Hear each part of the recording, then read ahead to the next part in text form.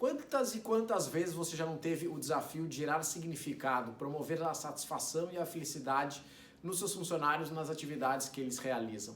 Fica comigo que no vídeo de hoje eu vou trabalhar sobre este tema, trazendo então alguns experimentos que podem dar luz a gente começar a enxergar como é que a gente pode conectar então a satisfação dos funcionários ao significado.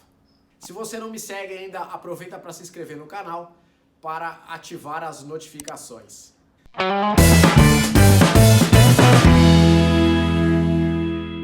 A busca das empresas por gerar significado nas atividades executadas é extremamente válida. A gente percebe empresas cada vez mais preocupadas em identificar quais são os seus propósitos e divulgar isso não só para os funcionários, mas também para o mundo.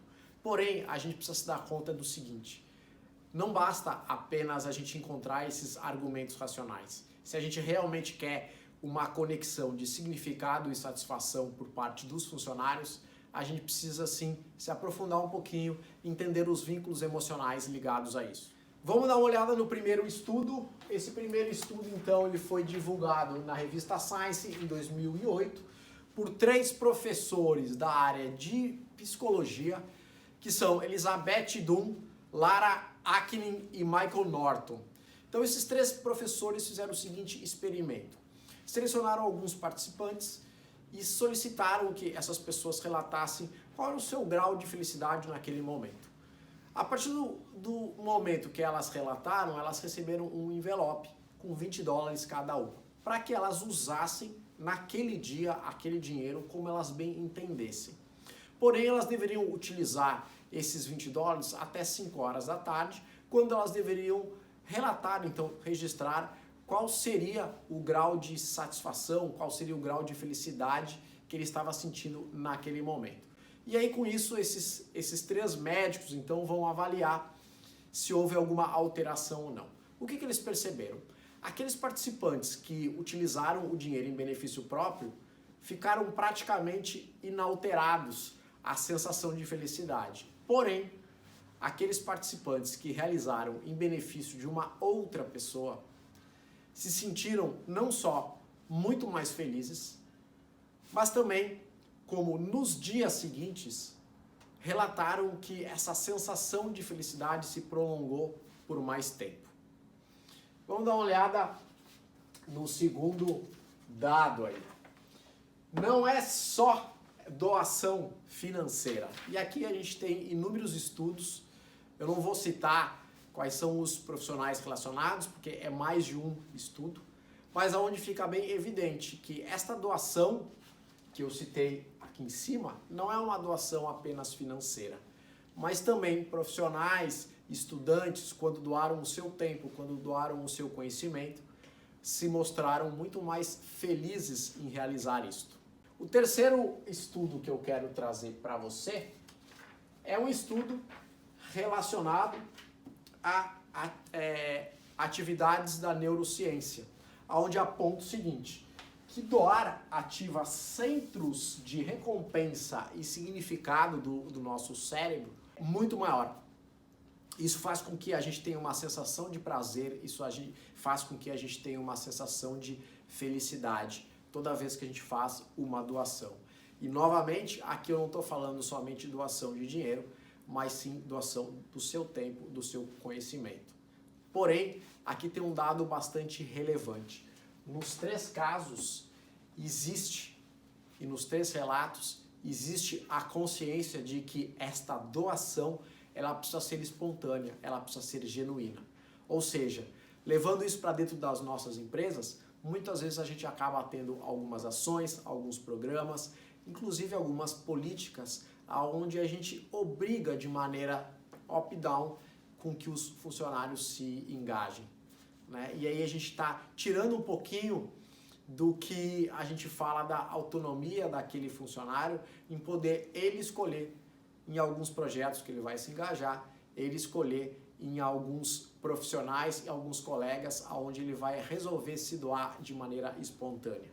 Vinculado a essa doação que eu cito, que não necessariamente é uma doação financeira, tem um outro estudo que aponta, então, foi solicitado que algumas pessoas realizassem escolhessem, na verdade, se elas queriam realizar massagens em bebês ou se elas queriam receber massagens. E aí o que foi identificado foi aqueles profissionais que realizaram massagem, tiveram então a medição de hormônios relacionados a estresse, a depressão, infinitamente mais baixos do que aqueles profissionais que receberam a massagem. Ou seja, novamente, mais um indício de que toda vez que a gente escolhe se engajar por alguém, escolhe se conectar a uma outra pessoa, a gente tem o nosso índice de felicidade, o nosso índice aí de satisfação e de conexão extremamente aumentado em relação àqueles profissionais que simplesmente só querem receber. Então, quando a gente pega esse conhecimento e a gente leva para dentro das nossas empresas, para dentro das nossas equipes, das nossas áreas, a gente se dá conta que, claro que é extremamente importante a gente incentivar com que a empresa busque qual é o seu propósito, mas muito mais do que isso, a gente precisa rever uma série de coisas dentro da nossa área, dentro da nossa empresa, desde políticas da empresa, a maneira como as atividades elas são distribuídas, a maneira como os processos de trabalho estão determinados, desenhados, porque isso tudo vai influenciar no formato como os profissionais eles poderão se engajar ou não, sentindo o significado. Se queremos que eles sintam os significados, a gente vai ter que construir ambientes que sejam extremamente propícios para isso.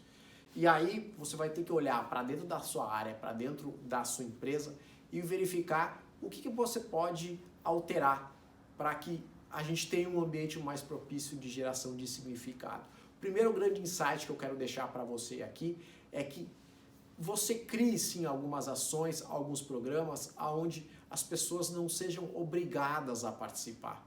A gente tem um grande avanço aí com as empresas cada vez mais criando condições para ter uma rede social interna. Isso já é um belo avanço nesse sentido, porque a rede social interna eu vou me engajar onde eu achar que eu devo me engajar. Porém, a gente não deve ficar somente nesse canal. Como eu falei, a gente precisa analisar tudo que a empresa oferece e ver até que ponto aquilo está somando a favor de uma criação de um ambiente mais aberto para isso ou está prejudicando. Ah, mas Palhares, e se as pessoas não se engajarem? E se eu tiver algumas ações e alguns programas, sejam ações voluntárias da própria área de responsabilidade social, se a sua empresa tem, quantas e quantas áreas simplesmente determinam quais são as ações sociais a serem feitas e ponto final. Ou então solicitam apenas funcionários que querem se engajar. Por que a gente não começa antes? Por que a gente não começa a envolver as pessoas também na indicação dessas entidades, na indicação das ações que poderão ser feitas?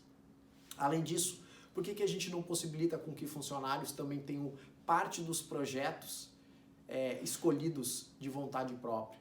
Por que a gente não possibilita, ao invés de criar somente uma ferramenta, um programa para que funcionários compartilhem as suas ideias, o seu conhecimento, que a gente deixe livre vai compartilhar quem quiser.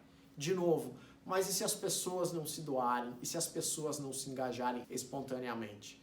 Bom, aí você tem um belíssimo termômetro de que o clima na sua empresa está péssimo. Vale lembrar que as pessoas não se conectam a frases das empresas, a enunciados. Elas se conectam muito mais facilmente a outras pessoas.